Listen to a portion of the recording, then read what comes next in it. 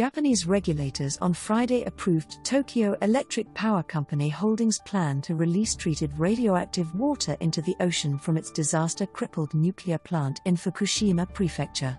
The plan involves building an undersea tunnel, as well as others, to release the water containing radioactive tritium from the Fukushima No. 1 nuclear plant, which suffered a triple meltdown following the March 2011 earthquake and tsunami.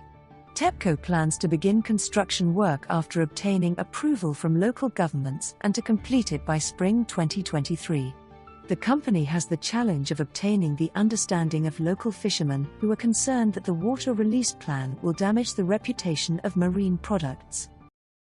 12 years after the Fukushima nuclear disaster, Japan has begun pumping more than 1 million tonnes of wastewater into the Pacific Ocean. A mix of contaminated groundwater and water used to cool the broken reactors, it's being treated before being released into the sea. The UN nuclear watchdog says that on-site tests have confirmed that levels of radioactive tritium in the water are safe. But not all of Japan's neighbours are convinced. China has suspended all Japanese seafood imports. This fishmonger in Beijing says there are serious safety concerns. There is a significant decline in sales compared to before. In the past, including during the pandemic, we used to kill 3 to 5 tuna a week, but now we sell very few fish, and we do not import from Japan anymore. We import fish from Australia, New Zealand or Spain instead, but the quality of the fish is not very good, not as good as Japanese fish. There is strong resistance among the public towards Japanese seafood, as these fresh fish are all from the sea, and everyone is worried about the fish being contaminated. Well, in the past few hours, there have been protests outside the Japanese embassy in the South Korean capital, Seoul. From Fukushima, here's our correspondent, Shaima Khalil. Treated radioactive wastewater is being released into the ocean. Now, we're not very far from the nuclear power plant. We can just about make out the chimneys. The wastewater is being pumped into a tunnel under the sea. It's about 1 kilometre long and then being released into the ocean. This is a significant day because it is the start of the process, but it is a very long process that's going to span many decades. They're predicting 30 years, maybe longer.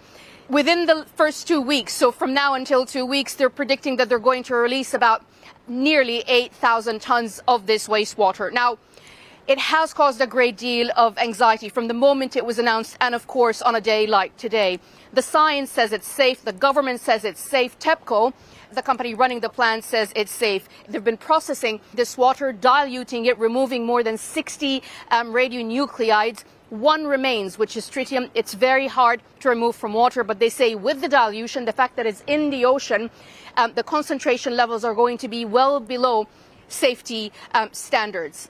That does very little to reassure people here in Fukushima and around the region.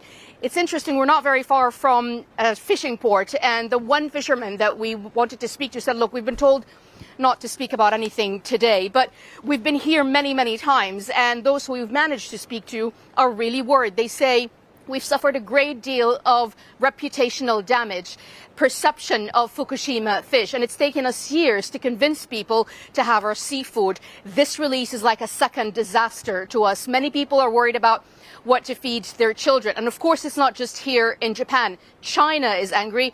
It's criticized Japan for using the Pacific Ocean as its personal sewer. South Korea, even though they've supported this plan, it goes against the public sentiment. People there are very angry, and Hong Kong has issued a ban on Japanese seafood. Shaima Khalil in Fukushima in Japan.